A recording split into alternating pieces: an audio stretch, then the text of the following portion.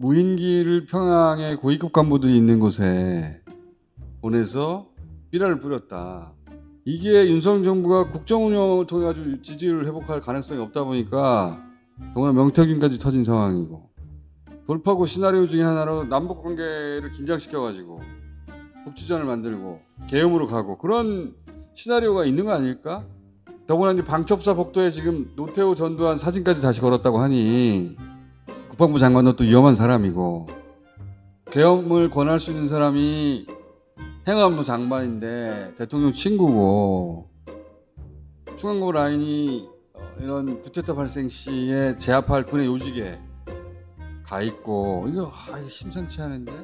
제가 이제 계엄 문제 제기를 많이 했는데, 계엄을 초래할 수 있는 여러 상황 중에 사실은 남북 관계의 긴장 내지는 국지전 또는 그것을 유발할 수 있는 상황의 조성, 이런 것들도 여러 계엄으로 갈 수 있는 루트 중에 하나로 생각을 했었죠. 네. 그 말씀을 굳이 드리진 않았고 지금도 저희가 바로 연결시키지는 않습니다. 그러나 주목할 점은 자작극으로 보는 시나리오는 주장하는 사람이 별로 없는 것 없어요. 같아요. 아무도 없는 것 같아요. 미국도 즉 그러면 휴전선 남쪽에서 북쪽으로 향한 북행 무인기라는 것은 대부분 인정을 하는 것 같고, 딱 답은 두 가지밖에 없지 않습니까? 군이냐 비군이냐만 남아있고, 군이 그것을 몰랐으면 방공망에 문제가 있는 것이고 알았다면 통제를 못한 것이고, 그 어떤 경우라 하더라도 이후로는 그런 일이 발생하지 않도록 하는 조치를 해야 되는 거잖아요. 북도 미국을 이렇게 끌어들인 것이 현재로서는 우리가 할 라인이 없기 때문에 유엔사에 의하지 않고는 통제가 어려워서 한편으로는 어필했다고 저는 봅니다. 미국에 어필한 거죠. 지난번에 확성기 때도 그랬습니다. 오물풍선이 오니까 우리가 확성기를 꺼냈잖아요. 근데 이것이 너무 자극이 될 거라고 보니까 그때 확성기를 중간 바로 접었습니다. 유엔사와 미국 쪽에서 이 문제를 조율했다는 얘기가 있었습니다. 미국은 대선을 앞두고 있기 때문에, 더구나 하마스 이스라엘 분쟁이 있는 상황에서 한반도에서 또 분쟁이 일정 이상 가는 것에 대한 미국한테는 부담을 가질 수밖에 없고, 또 한편으로는 미국이 관리자로서의 기능이 현실적으로 존재하지 않습니까? 종합을 하면은 안보실장이 NCND를 한 것은 있을 수 있다고 봅니다.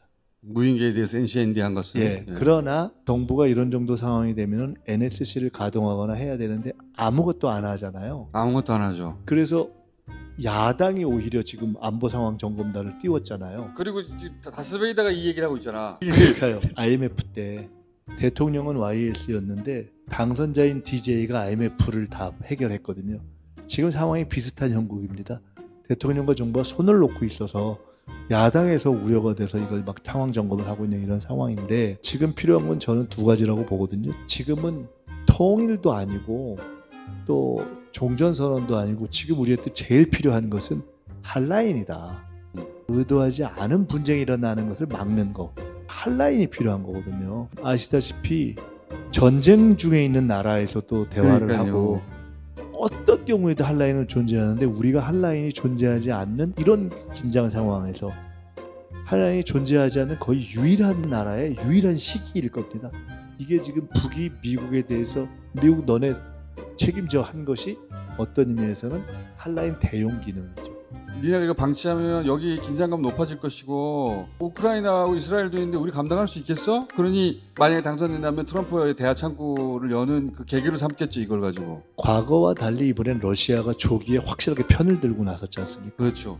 첫날부터. 북이 과거에 무슨 주체 사상, 주체 외교 이런 얘기를 했을 때하고 비교해도 가장 외교적인 입장에 있어서 확실한 편을 하나 가지고 있는 때예요. 그렇죠. 옛날에는 힘이 약한 상태에서 중국, 러시아 사이를 왔다 갔다 했고, 그 다음에는 중국의 응원을 좀 받았지만, 핵을 개발했던 시기에는 중국과 러시아가 다 그렇죠. 제재를 했죠, 오히려. 제재를 했죠. 근데 지금은 러시아가 확실하게 손을 들어버리기 때문에 추가적인 제재 결의도 불가능하고, 그러니까 그거는 상당한 외교적으로 북한은 요즘 외교 잘하고 있죠. 기댈 때를 가지고 있는 거고, 그러니까요. 국제적 명분 축적을 하고 있는 것이고, 그래서 이번에 외교부를 통해서 문제를 제기한 거지 않습니까? 미국 정권이 새로 등장하기 전에 일정한 관계 조정을 위한 이 선을 어느 정도까지 레드라인을 갈 것인가를 탐색하고 있다고 보는 거 아니겠습니까? 선거 결과 먼저 짧게 얘기해보자면 영광에서 민주 진보 조국이 41, 30, 26이 나왔어요.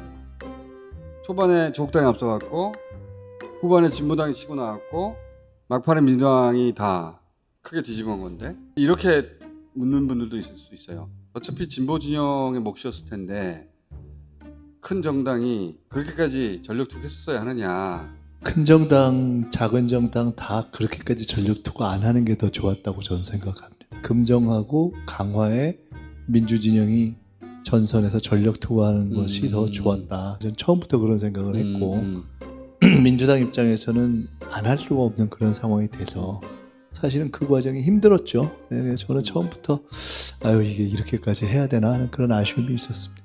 한동훈 대표는 금정에 올인했는데 여권의 차기 대권 1위가 한 지역구에 올인해서 여기서 지금 끝이에요 라고 하는 호소인데도 불구하고 인천 강화 58%였거든요. 곡성은 64, 영광이 70. 근데 부산 금정은 47%에 그쳤잖아요. 보수 1위 후보의 전력 투구 치고는 끌어올릴 수치가 너무 적다. 그렇죠. 네.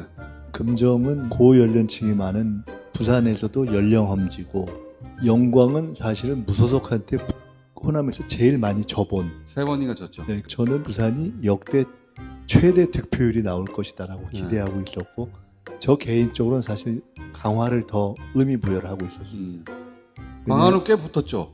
꽤 붙었고 한현희 후보님하고 제가 위로 겸 통화를 했는데 통상적으로는 한 20% 차이가 나는 데거든요. 맞아요. 저희가 굉장히 붙은 거예요. 어떤 어떻습니까? 의미냐면은 최근에 무인기라든가 오물풍선이라든가 확성기 이런 상황을 보면서 보수 정권이 꼭 안보 관리를 잘하는 게 아니네.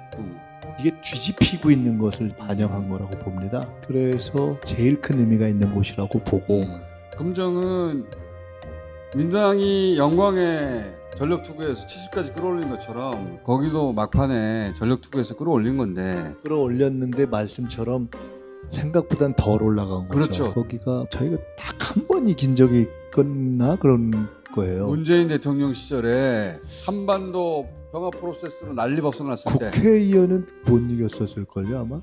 국회의원은 한 번도 없고요. 구청장 한 번이 그때 있었을 거예요. 네. 가장 고연령층이 많은 곳이에요. 워낙 표밭 자체가 어려운 곳인데 그 점이 하나가 있었고요.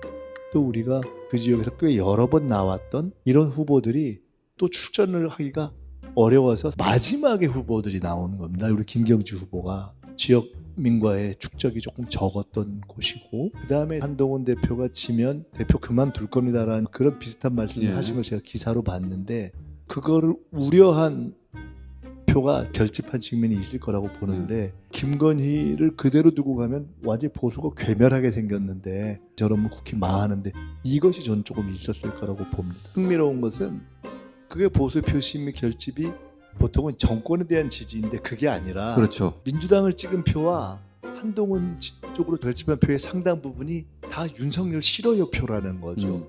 윤석열 싫어요 표. 지금 말씀하신 윤석열은 싫어요 표가 아니고 자기는 살려놔야죠. 그런데 그게 다 모아서 47%밖에 안 모였다는 거란 말이죠. 윤석열 정권은 그거를 빌미로 해서 오히려 오늘 당장 있었던 불기소 그거의 소재로 불쏘시개로 썼잖아요. 그렇죠. 좋죠 저희는. 그리고 진짜 승부는 이제 서울시 교육감 보궐이었는데 어려운 가운데 정우식 후보가 승리했기 때문에 그렇습니다. 사실 서울교육감 선거는 저희는 굉장히 고심했습니다. 1도 관여할 수가 없는데 조전혁 같은 분이 되면 참 큰일이다 이런 생각을 하면서도 진짜 홍길동 정도 아니고 우리 당원들한테도 누구를 했으면 좋겠다 이런 얘기 전혀 못하고 정당이 개입할 수가 없거든요. 굉장히 어려웠는데 참 다행이다 이렇게 생각합니다.